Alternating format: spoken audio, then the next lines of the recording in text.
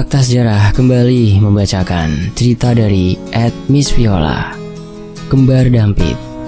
Tapi sebelum itu, Fakta Sejarah mengucapkan Assalamualaikum untuk teman-teman yang sudah menyimak kisah ini di sini ya.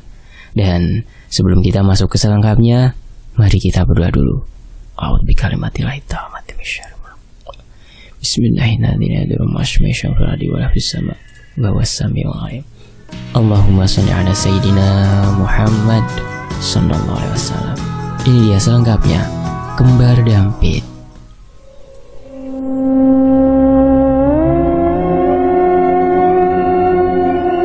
Kembar Dampit, yaitu kembar cowok cewek. Ini adalah kisah tentang Angga dan kembarannya Anggi. Mari kita kembali flashback ke 30 tahun yang lalu.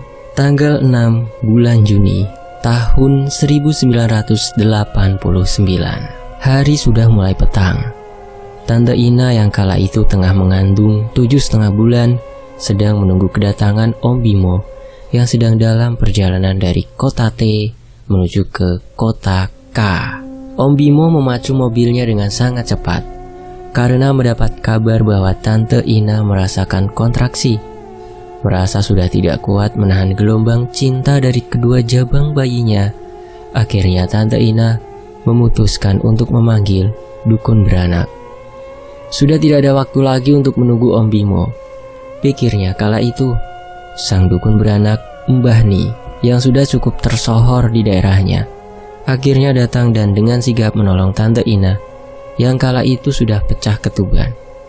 Mbah Ni berkata, "Waduh, Duk, sudah pecah ketubane, harus cepat dilahirkan.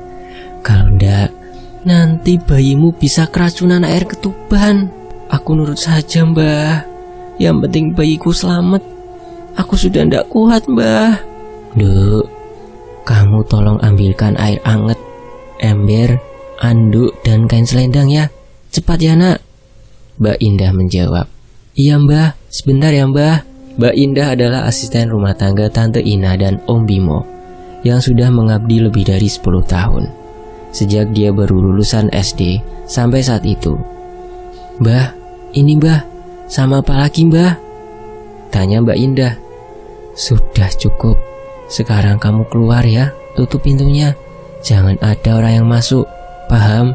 "Inje Mbah," jawab Mbak Indah. Mbak Indah yang polos menurut saja. Walaupun dalam hati Tante Ina, dia bertanya-tanya, kenapa tidak ada yang boleh masuk? Tapi karena sudah terlalu sakit yang dia rasakan, Tante Ina pun hanya bisa diam. Dia hanya ingin bayinya segera dilahirkan dengan selamat. 1 jam berlalu, Mbak Indah di luar rumah sudah merasa was-was karena Mbah Ni belum juga keluar dan belum ada tanda-tanda suara tangisan bayi dari dalam. Mbak Indah hanya mondar-mandir di depan pintu rumah hingga 10 menit kemudian Om Bimo datang. "Ibu mana, Dah?" tanya Om Bimo. "Ibu di dalam, Pak," jawab Indah. Om Bimo berusaha masuk tetapi dihalangi oleh Mbak Indah. Mengingat kata Mbah Ni, tidak ada yang boleh masuk ke dalam. "Kon gendeng ya? Kamu gila ya? Aku mau masuk kenapa ndak boleh?"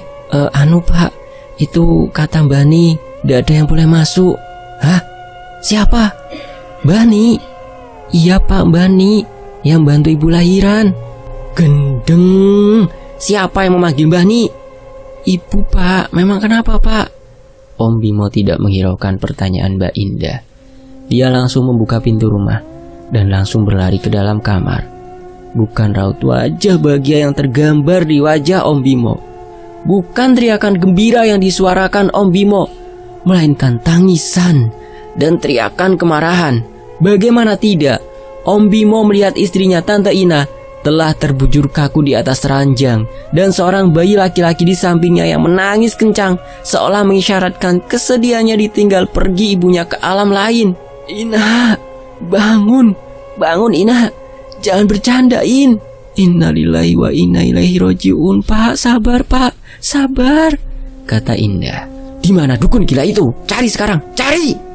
Mbak Indah berlari ke seluruh penjuru rumah, ke taman belakang, ke depan rumah, tidak menemukan tanda-tanda adanya Mbah Ni. Akhirnya dengan seluruh tenaga yang tersisa, Walaupun masih lemas melihat Tante Ina yang sudah terbujur kaku, Mbak Indah berlari ke rumah tetangga dan Pak RT untuk meminta bantuan warga mencari Bani. Gubuk yang ditinggali Bani kosong. Hanya ada beberapa barang-barang usang dan ranjang besi yang bahkan sepertinya sudah tidak layak digunakan untuk tidur. Lah kok bisa Bu Ina berani manggil Bani toh Mbak Indah? Ucap Pak RT heran. Saya juga enggak tahu Pak. Soalnya ibu tadi sudah kesakitan banget, terus minta saya manggil Bani. Memang kenapa Pak? Bani itu walaupun sudah tersohor sebagai dukun beranak, tapi dia main ilmu. Dan biasanya dia ambil bayi-bayi prematur yang baru lahir untuk ditumbalkan. 11 tahun yang lalu sudah diusir dari kampung ini, tapi setahun lalu dia kembali. Kami tidak bisa menolak kehadirannya, karena waktu itu kami pikir dia sudah berubah. Dan memang warga sini tidak ada yang mau melahirkan sama dia lagi. Lah tapi kok sekarang malah kejadian lagi, kata Pak RT. Astagfirullah Pak, terus ini gimana Pak? Tanya Indah. Ya kita berusaha dulu mencari keberadaan Bani. Semoga Allah Subhanahu wa Ta'ala menuntun jalan kita. Kondisi bayinya Pak Bimo gimana? Itu dia Pak, tadi waktu Pak Bimo menemukan jasad Bu Ina, ada bayi laki-laki di samping jasad Bu Ina. Sedangkan setahu saya seharusnya anaknya kembar. Hah? Jangan-jangan kembar dampit? Maksudnya apa itu Pak? Kembar, laki-laki dan perempuan. Bani biasanya mengambil bayi perempuan, tidak pernah mengambil bayi laki-laki. Astagfirullah Pak, kasihan Pak Bimo. Saya juga merasa bersalah karena saya nurut aja disuruh Bani jaga di luar dan tidak kasih izin siapapun untuk masuk. Wes sudah Mbak, sekarang yang penting kita berusaha dulu cari Bani. 7 hari sudah warga, Om Bimo dan Mbak Indah mencari keberadaan Bani, tapi bagaikan mencari jarum dalam tumpukan jerami. Bani menghilang, entah kemana. Bayi laki-laki yang selamat itu diberi nama Angga Pangestu Bimo. Sedangkan bayi perempuan yang saat itu masih di tangan Bani diberi nama Anggi Karina Bimo. Karina adalah nama Tante Ina. Om Bimo masih belum melakukan upacara penguburan untuk Anggi, karena Om Bimo merasa Anggi masih hidup dan masih bisa ditemukan. Sehingga Om Bimo menolak usulan keluarga untuk memakamkan Anggi. Selepas melakukan ibadah 7 harian untuk Tante Ina, malamnya Om Bimo tidak bisa tidur. Bukan karena insomnia, tapi karena Angga menangis terus-menerus, seperti ada sesuatu yang mengganggunya. Diberi susu tidak mau, dicek popoknya juga masih bersih. Om Bimo menahan kantuk dan menimang Angga, berharap Angga segera tertidur. Tapi sampai jam 2 pagi, Angga tidak juga tertidur. Mbak Indah yang merasa kasihan ada Om Bimo dan Angga menawarkan diri untuk menimang Angga sehingga Om Bimo bisa istirahat. Sedangkan keluarga lain yang masih menginap di rumah Om Bimo sudah tertidur lelap karena kelelahan setelah acara ibadah 7 harian Tante Ina. Mbak Indah menggendong Angga, membawanya ke ruang tamu dan meletakkan Angga di ranjang bayi yang bisa digoyang-goyang. Mbak Indah berusaha sekuat tenaga untuk menidurkan Angga. Tepat di depan mereka berdua, ada TV yang menyala. Tiba-tiba TV itu mati sendiri. Mungkin di timer, pikir Mbak Indah. Mbak Indah berusaha cuek dan tetap fokus ke Angga. Tapi tiba-tiba dia merasa ada angin berhembus di tengkuknya dan membuatnya merinding. Mbak Indah masih berusaha untuk cuek dan berpikir, mungkin ada jendela yang masih terbuka. Tapi ketika dicek, semua jendela sudah ditutup. Mbak Indah tidak sengaja melihat ke TV, dan dari TV itu terlihat pantulan sosok perempuan. Bu Ina? Heran Mbak Indah. Dah, anakku di mana? Tolong anakku dah. Refleks Mbak Indah berteriak sekuat tenaga dan berusaha berdiri untuk melarikan diri, atau setidaknya memanggil Om Bimo atau keluarga lainnya. Namun ketika sudah berbalik badan, sosok Tante Ina tiba-tiba melayang mendekat. Sangat dekat hingga hidung mereka hampir bersentuhan. Dengan tatapan tajam dan berlinang air mata, sosok Tante Ina tersebut membuka mulutnya sangat lebar hingga rahangnya menyentuh dadanya sambil berteriak, "Anakku!" Seketika Mbak Indah lemas, terjatuh dan pingsan. Angga yang sudah tertidur tiba-tiba menangis sekencang-kencangnya sampai membangunkan Om Bimo dan keluarga lain. "Udah," sambil menepuk-nepuk pipi Mbak Indah membangunkan. "Bangun dah." Om Surya, adiknya Om Bima, berkata, "Semaput iku mas, pingsan. Angkat saja mas, pindahkan ke sofa." Mas Aryo, kakaknya Om Bima, "Ayo gotong bareng-bareng," berkata seperti itu. Tante Dini, istrinya Om Surya, juga berkata, "Loh mas, Indah kenapa ini?" "Nggak tahu dek, aku sama Mas Bimo keluar, Indah sudah pingsan," kata Om Surya. "Bentar ya mas, aku ambilkan minyak kayu putih dulu," kata Tante Dini. Sekitar 30 menit Mbak Indah pingsan. Ketika Mbak Indah sadar, wajahnya pucat pasi, tangan dan kakinya dingin dan gemetaran. Berkali-kali Mbak Indah ditanya, "Ada apa?" oleh Om dan Tante. Tapi jawabannya hanya, "Anak pak, anak bu."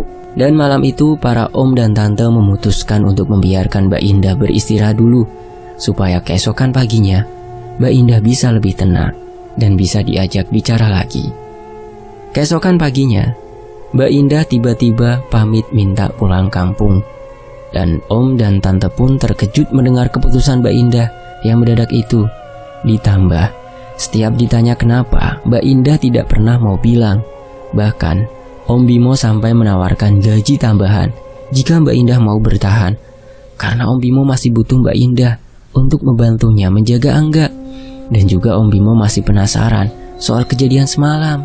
Dengan terbata-bata dan tubuh gemetar, Mbak Indah menceritakan kejadian yang menimpanya semalam. Om Bimo terlihat tenang dan biasa saja, sedangkan keluarga lain menganggap Mbak Indah hanya berhalusinasi karena kecapean. Eyalah dah, kamu itu cuma berhalusinasi saja. Palingan badanmu itu kecapean. Sudahlah, ndak usah dipikir terlalu berat, kata Om Aryo. Tapi pak, yang tak alami itu nyata pak. Sungguh pak, saya ndak bohong, jawab Indah. Yang diomongin Indah itu benar mas. Tadi malam aku juga didatangi Ina, tapi dalam mimpi. Yang dibicarakan pun sama. Berarti benar perasaanku mas, Anggi kemungkinan masih hidup, jawab Om Bimo kepada Om Aryo. Ya tetap saja ndak bisa dijadikan patokan Bim. Sudah, sekarang yang penting kamu ndak usah pulang dulu dah. Tetap dulu di sini. Kasihan Bimo, pasti kewalahan ngurus Angga. Tolong ya ndah, harap Om Aryo. Mbak Indah dengan berat hati menerima saran Om Aryo. Di dalam hatinya dia masih takut dan masih merasa bersalah pada almarhumah. Tapi satu-satunya hal yang bisa dilakukan Mbak Indah hanyalah mengabdi pada Om Bimo untuk setidaknya bisa menebus kesalahannya. Pikirnya, selama sebulan hidup Om Bimo dan Mbak Indah sungguh tidak tenang di rumah itu. Selalu saja ada gangguan, mulai dari suara aktivitas manusia di dapur pada malam hari, TV yang menyala dan mati sendiri, Angga yang selalu tantrum, barang yang suka berpindah tempat, jendela yang sudah ditutup tiba-tiba terbuka. Sampai di malam 40 harian Tante Ina, seluruh keluarga berkumpul lagi untuk melakukan ibadah. Malam itu, hujan deras disertai angin kencang dan petir yang menyambar-nyambar sampai pohon mangga di depan rumah Om Bimo tumbang dan menimpa pagar rumah. Semua keluarga bergotong royong untuk memotong-motong pohon mangga tersebut supaya bisa dipindah ke tempat lain. Dari jam 8 malam sampai sekitar jam 11 malam. Akhirnya potongan-potongan pohon bisa dipindah ke belakang rumah. Semua keluarga berkumpul di ruang tamu sambil beristirahat dan ngopi. Tiba-tiba semuanya terasa sunyi. Tidak ada satupun orang yang mengeluarkan suara atau bahkan bergerak. Hanya mata mereka yang saling pandang satu sama lain, seolah mengisyaratkan sesuatu. Rupanya, mereka semua mendengar suara tangisan perempuan. Suara yang mereka kenal, ya, suara Tante Ina. Menangis begitu sendu, membuat ngeri semua orang yang ada di situ. Suaranya berasal dari kamar Om Bimo dan Tante Ina yang lama, yaitu kamar yang dulu digunakan Tante Ina untuk melahirkan. Sejak kejadian itu, kamar itu ditutup dan Om Bimo tidur di kamar lain. Mbak Indah yang tengah menggendong Angga merapatkan dirinya ke Tante Dini dan Tante Yuli, istri Om Aryo, karena dia tahu sesuatu yang buruk kemungkinan akan terjadi. Om Bimo berdiri dari tempat dia duduk dan melangkah menuju kamar tersebut. Disusul Om Aryo, Om Surya, dan beberapa keluarga yang laki-laki lainnya. Dengan ragu, Om Bimo memegang handle pintu kamar, memasukkan kunci dan membuka pintu kamar itu. Betapa terkejutnya mereka melihat hantu Tante Ina tengah duduk di pinggir ranjang dengan menggendong sesuatu di tangannya. Beberapa orang sudah berlari kembali ke ruang tamu sambil berteriak ketakutan. Tetapi Om Bimo masih di sana bersama Om Suryo dan Aryo. Om Bimo melangkah mendekati sosok Tante Ina tersebut sambil matanya berkaca-kaca. Om Surya berusaha menarik tangan Om Bimo untuk melarangnya mendekat, tapi Om Bimo tetap melangkah maju. Tangannya berusaha menggapai pundak Tante Ina. Namun tiba-tiba wajah Tante Ina berbalik menatap mereka bertiga. Bukan wajah yang diinginkan Om Bimo, melainkan wajah yang rusak. Sosok Tante Ina itu berteriak kencang sekali sampai semua orang di rumah itu bisa mendengarnya. Om Surya dan Om Aryo berlari keluar dan menyuruh semua orang untuk merapikan barang-barang mereka dan pergi dari rumah itu saat itu juga. Om Bimo yang masih terpaku di kamar itu menangis jadi-jadinya. Om Bimo berkata, "Ina, sudah Ina, ikhlaskan In. Aku sudah mengikhlaskanmu dan anak kita. Beristirahatlah dengan tenang Ina." "Anakku!" teriak Tante Ina. Teriakan Tante Ina cukup membuat Om Bimo merasakan nyeri di telinganya. Dan ditambah betapa terkejutnya dia melihat Tante Ina menggendong bayi perempuan yang seluruh tubuhnya seolah hangus terbakar. Bahkan tengkoraknya pun sampai terlihat. Detik itu juga Om Bimo berlari keluar dari kamar itu, memasukkan barang-barang yang terlihat olehnya dan keluar meninggalkan rumahnya bersama keluarga lain. Malam itu, seluruh keluarga termasuk Mbak Indah memutuskan untuk tidak lagi membicarakan rumah itu. Kejadian Tante Ina saat meninggal dan kejadian di malam 40 harian Tante Ina. Bahkan tidak ada yang boleh menceritakan kejadian itu pada Angga jika dia besar nanti. Seluruh keluarga membuat skenario yang disepakati bersama. Jika nanti Angga bertanya tentang ibunya, mereka hanya boleh menyampaikan bahwa ibunya adalah orang yang baik dan meninggal saat melahirkan Angga. Hanya sampai di situ. Singkat cerita, 7 tahun berlalu. Sejak kejadian malam itu, Om Bimo memutuskan untuk pindah ke kota S. Tujuannya supaya Om Bimo bisa melupakan kepahitan yang dialaminya dan Angga dijauhkan dari kenyataan yang keluarga simpan rapat-rapat. Angga tumbuh menjadi anak yang pendiam, bahkan terlalu pendiam. Hobinya bermain congklak dan mobil-mobilan yang dia buat sendiri dari kardus bekas, dan dia lebih suka menyendiri di dalam kamar. Setiap pulang sekolah, Angga langsung berganti baju, makan dan masuk ke kamar. Sedangkan Om Bimo memilih untuk menyibukkan diri dengan pekerjaan dan memberikan tanggung jawab untuk mengurus Angga pada Mbak Indah. Menjelang ulang tahun Angga yang ke-8, Mbak Indah membujuk Om Bimo untuk membuatkan pesta kecil-kecilan untuk Angga. Bahkan Mbak Indah juga menasehati Om Bimo untuk lebih mendekatkan diri pada Angga. Sesungguhnya Om Bimo sadar bahwa dirinya terlalu mementingkan dirinya sendiri untuk ingin move on dari mendiang Tante Ina, tapi dengan mengorbankan hubungannya dengan Angga. Maka dari itu, Om Bimo pun setuju untuk pada akhirnya membuatkan pesta kecil-kecilan untuk Angga. Tanggal 6 Juni tahun 1997, Mbak Indah baru saja pulang dari toko kue. Sesuai mandat Om Bimo, semua urusan pesta ulang tahun Angga dipasrahkan ke Mbak Indah. Dan ketika Mbak Indah melihat Angga yang biasanya pendiam mendadak seperti berubah 180 derajat, Angga berlari-lari mengitari bagian dalam rumah, seolah ada orang lain yang mengejarnya. Angga tertawa girang, memperlihatkan giginya yang rapi. Pemandangan yang ditunggu-tunggu oleh seluruh keluarga, khususnya Mbak Indah dan Om Bimo. Tapi terlalu aneh karena Angga sendirian di rumah. Kalaupun ada temannya yang datang, tidak akan mungkin bisa masuk karena pintu dikunci dari luar. Mbak Indah melangkah masuk dan seketika itu pula Angga terdiam, seolah mematung. Senyumnya sekejap hilang dan dia berlari dengan wajah datar ke dalam kamarnya. Mbak Indah meletakkan kue ulang tahun yang dia bawa dan menyusul Angga ke dalam kamar. Mbak Indah berkata, "Mas Angga, mandi yuk. Bentar lagi papa pulang.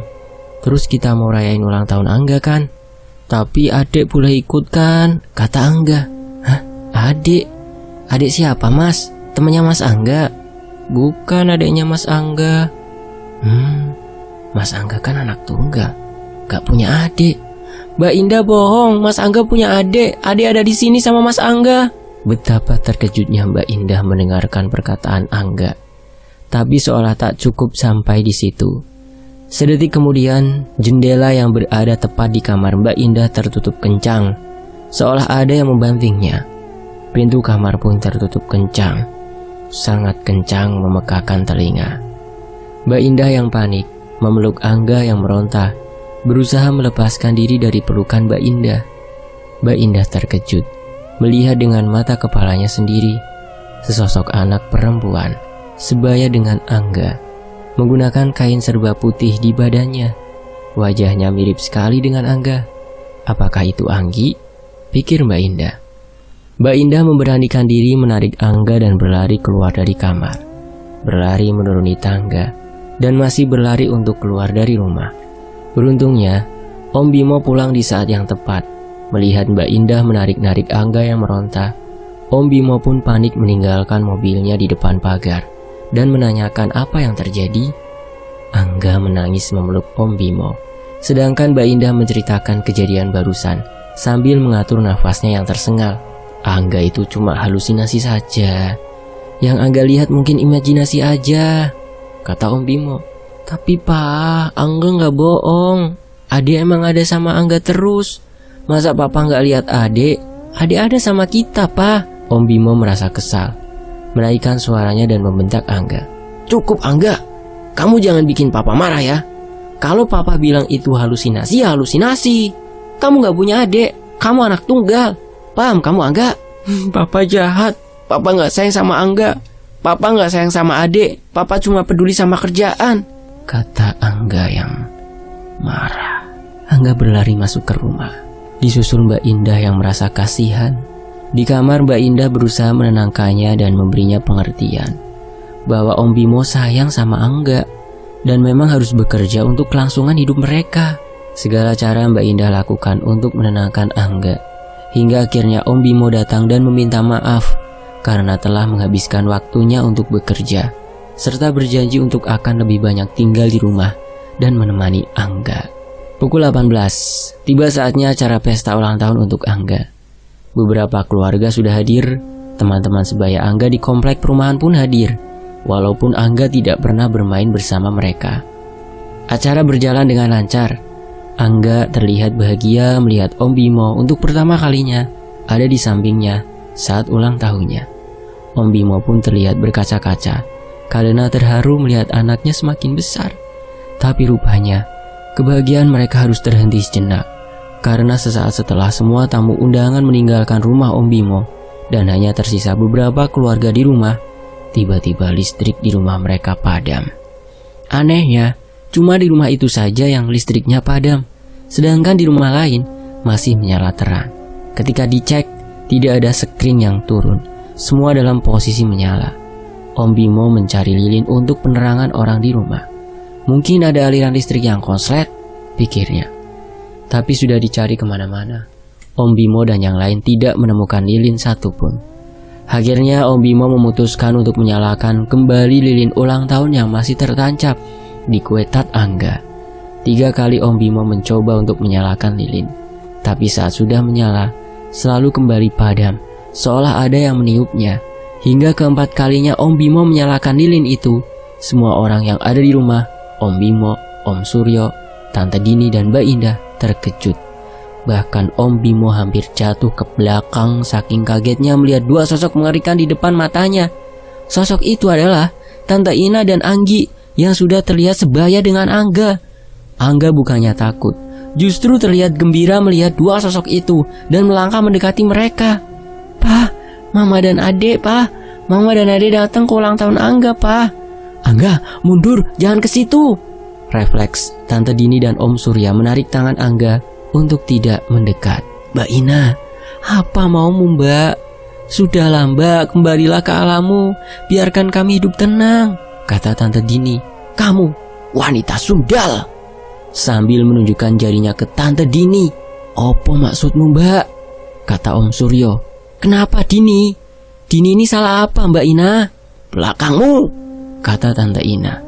Tante Dini menoleh ke belakang, melihat Mbak Indah yang mematung dengan wajah yang menahan amarah.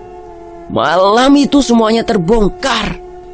Sepertinya kita harus kembali ke tahun 1985, tahun di mana Om Bimo dan Tante Ina menikah. Tanggal 8 Mei tahun 1985. Hari itu seharusnya merupakan hari yang bahagia untuk semua orang, khususnya Bimo dan Ina. Karena di hari itulah mereka akhirnya mengikat janji suci pernikahan di depan Tuhan. Tapi ternyata tidak bagi Indah. Gadis 19 tahun itu begitu marah melihat tambatan hatinya menikah dengan orang lain. Ya, Indah rupanya jatuh hati pada Bimo sejak dirinya datang ke rumah itu di tahun 1980.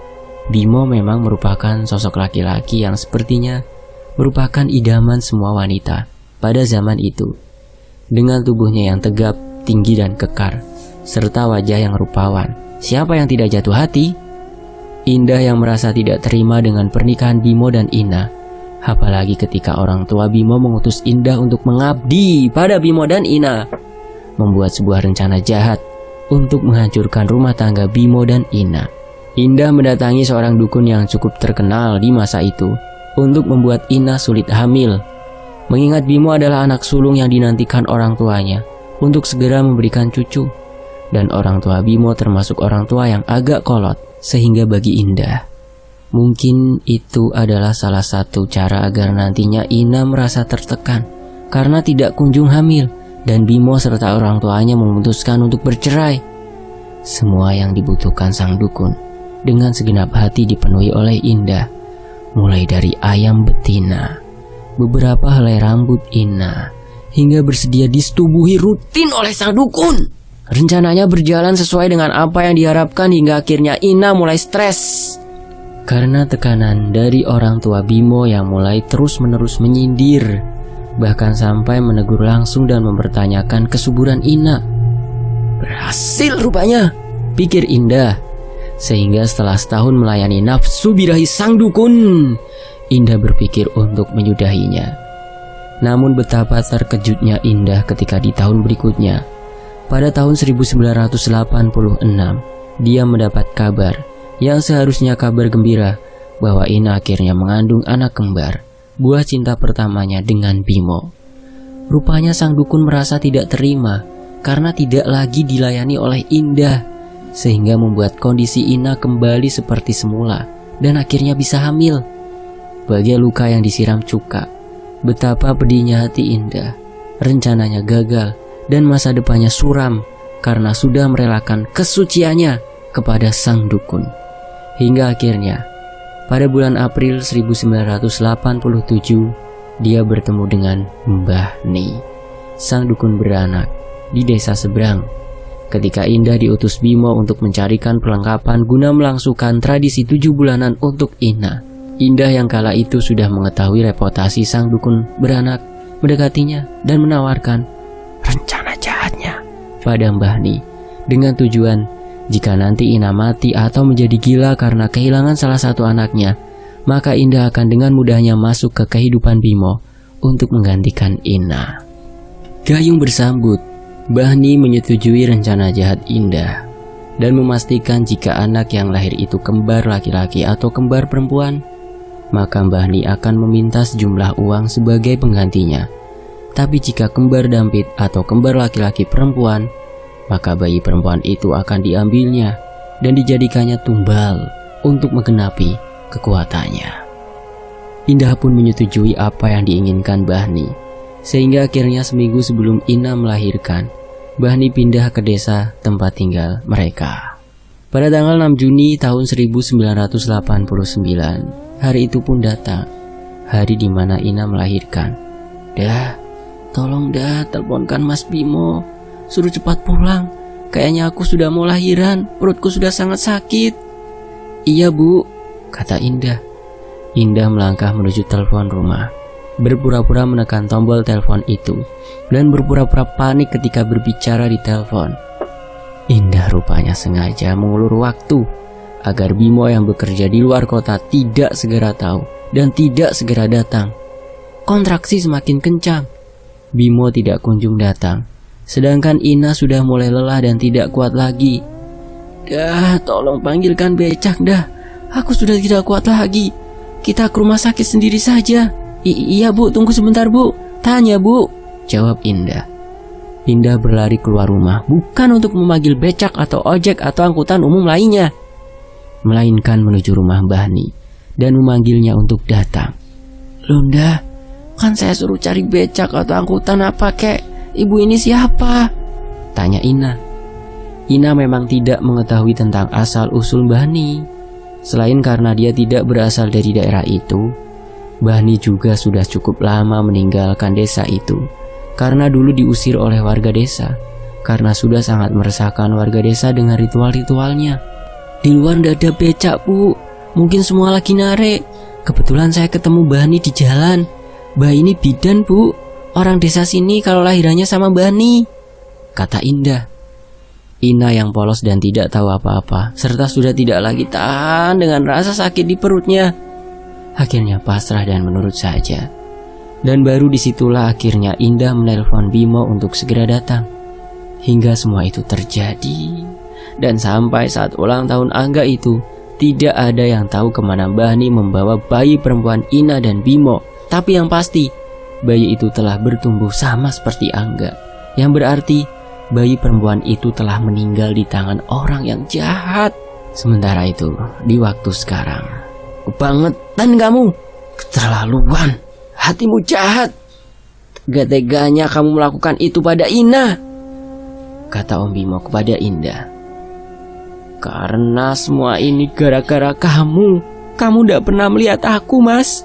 Aku yang melayanimu kamu dari dulu, tapi kamu menyakiti hatiku," kata Indah. Om Bimo menampar pipi Indah dan menyuruh Om Suryo serta Tante Dini membawa Angga menjauh. "Kaploken, tampar lagi Mas Bim, tampar, biar kamu puas. Semua yang aku lakukan sudah tidak ada gunanya bagiku. Kamu malah lebih mementingkan pekerjaan, tidak pernah sama sekali melihat aku," jawab Indah. Belum sempat Om Bimo menjawab, sosok Tante Ina tadi melayang mendekati Mbak Indah. Semakin mendekat, dan akhirnya masuk ke tubuh Mbak Indah. Dan dengan tubuh Mbak Indah, Tante Ina berkata, "Aku akan membalaskan dendamku Mas. Nyawa dibayar dengan nyawa." Om Bimo masih belum sadar dengan apa yang dimaksud Tante Ina. Sampai akhirnya Tante Ina membawa tubuh Mbak Indah naik ke lantai 3. Jadi rumahnya Om Bimo itu ada 3 lantai. Lantai 3-nya dipakai khusus untuk jemuran. Om Bimo mulai sadar apa yang akan dilakukan Tante Ina. Om Bimo melangkahkan kakinya untuk mengejar Tante Ina dan Mbak Indah. Tapi kakinya terasa berat. Dia menengok ke bawah dan melihat hantu anak perempuan memegangi kakinya seraya berkata, "Biarin aja Pak, dia pantas mati." Om Bimo jelas tidak menginginkan ini terjadi. Dia berteriak memanggil Tante Dini dan Om Suryo untuk membantunya menyusul Tante Ina dan Mbak Indah ke atas. "Dini, Surya, cepet ke atas. Indah dirasuki Ina. Cepet, jangan sampai terjadi apa-apa." Om Suryo dan Tante Dini pun berlari mengejar Mbak Indah dan Tante Dini, berharap masih bisa menyelamatkan keduanya. Menyelamatkan Mbak Indah dari maut dan menyelamatkan Tante Ina dari luapan emosi dan dendamnya selama ini. Sesampainya di atas, Mbak Indah sudah berdiri di pinggir pagar pembatas, seolah sudah siap melompat dan mengakhiri hidupnya. "Mbak, tolong jangan Mbak. Kita bisa selesaikan di kantor polisi. Jangan gegabah Mbak," kata Tante Dini. "Iya Mbak, lebih baik diserahkan ke yang berwajib. Jangan main hakim sendiri Mbak. Kasihan Bimo Mbak. Nanti malah Bimo yang dituduh membunuh Indah. Tolong Mbak, jangan lakukan itu. Wanita ini harus membayar apa yang diperbuatnya. Dia sudah menghancurkan hidupku dan Mas Bimo," kata Tante Ina. Tiba-tiba dari belakang, Om Suryo dan Tante Dini, Angga muncul. Ma jangan. Mama gak boleh jadi orang jahat. Kata papa Mama itu orangnya baik. Tapi kok Mama mau buat hal yang jahat?" kata Angga. Yang ada di dalam tubuh Mbak Indah, ya Tante Ina yang lagi merasuki, menangis. Tangisnya terdengar parau dan pilu. Di saat itulah Tante Dini dan Suryo mendekat dan menarik tubuh Mbak Indah yang tiba-tiba pingsan, meninggalkan sosok Tante Ina yang masih berdiri dan menangis. Setiap hari Mama datang, Nak, melihat Mas Angga tidur. Ingin rasanya Mama peluk cium Mas Angga, tapi Mama gak bisa. Angga tahu kok, Ma. Makanya Angga lebih suka di kamar, karena Angga nunggu Mama datang. Setiap hari juga Anggi datang main sama Angga kok. Tapi Angga udah ikhlas, Ma. Mama gak boleh di sini terus. Kata Anggi, kalau Anggi sama Mama kelamaan di sini, nanti kalian jadi hantu jelek. Om Bimo yang rupanya sedari tadi mendengarkan Angga, menepuk pundak Angga dan berlutut, melihat anaknya dan memeluknya. Maafkan Papa ya, Nak. Papa egois, gak pernah nemenin Angga, malah sibuk sama diri sendiri. Mulai sekarang Papa janji akan selalu ada buat Angga. Tante Ina dan Anggi yang sosoknya terlihat buruk, perlahan berubah menjadi sosok yang cantik dan bercahaya putih. Sedikit demi sedikit, sosoknya menghilang. Dan saat itu juga, listrik yang tadinya padam, akhirnya menyala. Sejak hari itu hubungan ayah dan anak antara Om Bimo dan Angga semakin membaik. Keduanya jadi semakin dekat dan akrab. Sedangkan Mbak Indah, kabarnya dia jadi kosong saat sadar. Tatapan matanya kosong, pikirannya kosong. Hanya sesekali tiba-tiba suka teriak sendiri, yang akhirnya membuat Om Bimo memutuskan untuk tidak membawanya ke kantor polisi, melainkan ke rumah sakit jiwa. Kabarnya Mbak Indah masih sering berteriak minta ampun dan minta maaf. Sampai setelah 3 tahun dirawat di rumah sakit jiwa, Mbak Indah ditemukan meninggal gantung diri di kamarnya. Sekarang Angga sudah menikah dan dikaruniai anak kembar yang juga dampit, alias kembar laki-laki dan perempuan. Angga, istri dan anak kembarnya tinggal di rumah lama keluarga Om Bimo yang dulu ditinggalkan. Ternyata rumah lama itu tidak dijual, hanya ditutup saja, dan Om Bimo mengutus orang untuk merawat rumah itu sehingga tetap bersih dan nyaman untuk ditinggali. Sementara Om Bimo, ya, beliau memutuskan untuk menghabiskan masa tuanya di sebuah desa yang dikelilingi kebun teh. Desa tempat pertama kali beliau dan Tante Ina bertemu. Lalu keberadaan Bani, entahlah. Gak ada yang tahu di mana dukun yang keparat itu, yang gila itu, berada. Entah masih hidup atau sudah mati. Dan akhir kata, penulis Kak Viola mengucapkan terima kasih dan pamit undur diri. Dan selalu penulis meminta maaf kalau ada kekurangan atau gak ada horor-horornya ya sama sekali dalam penulisan cerita ini. Semoga ada pelajaran yang bisa kita petik. Dan Fakta Sejarah pamit undur diri. Terima kasih teman-teman. Sampai jumpa di kisah lainnya.